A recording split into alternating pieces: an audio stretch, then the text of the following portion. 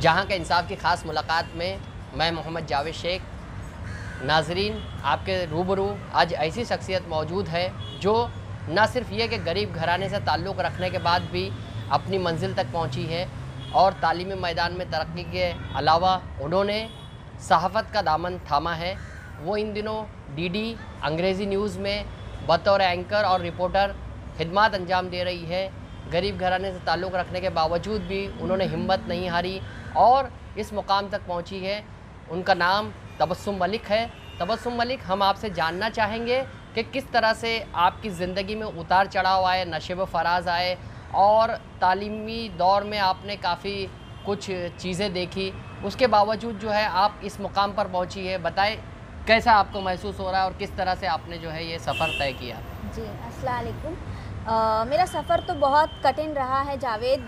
तालीम जो है वो मेरे वालिद और वालदा की ये सोच है और थी भी कि हम 5 भाई बहन हैं, पाँचों को उन्होंने इंग्लिश में पढ़ाया और दीनी भी तालीम दी। वो ये चाहते थे कि उनके बच्चे आज जहाँ भी, मतलब वो खुद पढ़ना चाहते थे, लेकिन उस वक्त ऐसे कुछ हालात थे कि अम्मी अबू नहीं पढ़ पाए जितना उनको पढ़ना था। उनके वालिद थे, वालदैन नहीं थी, तो सारा काम की ज़िम्मेदारी घर की अम्मी पे आ गई थी।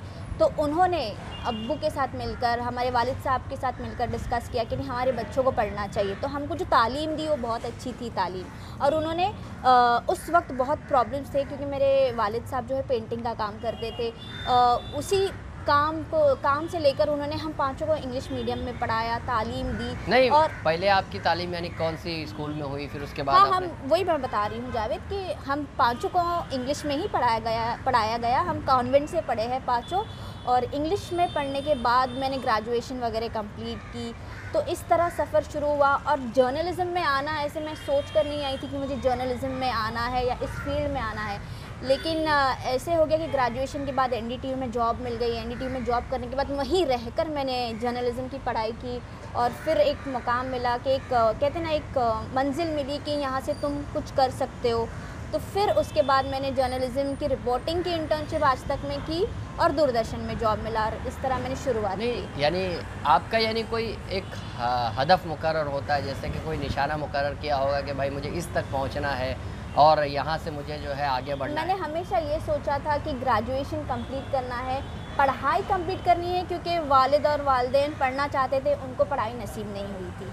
तो पहला मकसद मेरा ये था पढ़ाई कंप्लीट करना है। उसके बाद एक नाम कमाना है, कुछ बनना है। किस तरह करना है वो मैंने आपको बताया। मुझे पता नहीं था कि मैं कहाँ लैंड करूँगी, लेकिन रास्ते खुलते गए। जहाँ जहाँ रास्ता मिला मैं वहाँ चलती गई और वो सही रास्ते मिले और लोग सही मिले तो आगे बढ़ी हूँ। जर्नलिज़म की फ़ील्ड में उतरी और आप खुद जानते हैं कि जर्नलिज़म एक ऐसी फ़ील्ड है कि हम उसमें रहेंगे तो हज़ारों चीज़ों से जुड़े हुए रहते हैं। तालीम हासिल करने के दौरान कोई परेशानियाँ, किस तरह से आपका घरेलू माहौल था, क्या परेशानियाँ आई आपको? घरेलू माहौल के बारे में मैं ये कहूँगी कि पहले ऐसे था कि मुझे कहा गया था कि मुस्लिम लड़कियाँ नहीं करती है, जर्नलिज़म की फ़ील्ड में नहीं जाती हूँ। हमने तो कभी कोई मुस्लिम लड़कियों को देखा नहीं है, लेकिन मेरे वालिद साहब बहुत सपोर्टिव थे। उन्होंने इतना सपोर्ट किए मुझे कि उन्होंने कहा कि तुमको जो पढ़ना है, तुमको लगता है तुम सही कर रही हो तो तुम जाओ आगे, मैं खड़ा हूँ पीछे।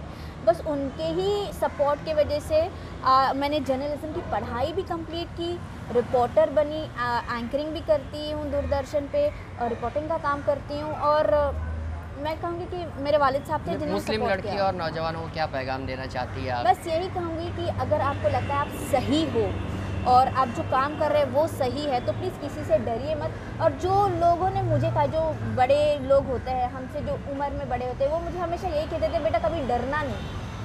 तो मैं भी अपने यंग जनरेशन से जो है उनको यही कहूँगी, कभी किसी से डरिए मत और दिल में खौफ मत रखिए। अगर आपको लग रहा है कि आप सही है तो प्लीज़ कदम बढ़ाइए, आगे जाइए, पढ़ाई करिए। और पढ़ाई सब कुछ है यार। मुझे ऐसे लगता है कि हमारी कौम में पढ़ाई करना ज़रूरी है, क्योंकि आज भी इस वक्त हम 2021 में आ गए हैं लेकिन एजुकेशन कम है।